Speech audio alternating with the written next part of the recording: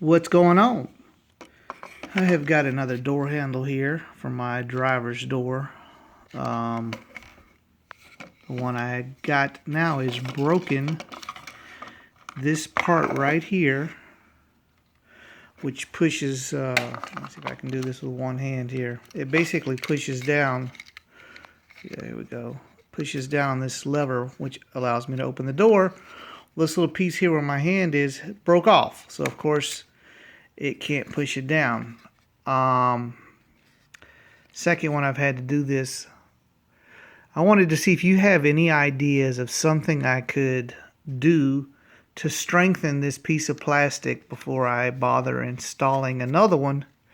It did last me maybe a year and a half or so, but I'd hope it would last longer. I prefer not to keep buying door handles. If you have any ideas on what I could do to strengthen that piece of plastic and make it last longer, let me know. Anyway, thanks for watching. Bye.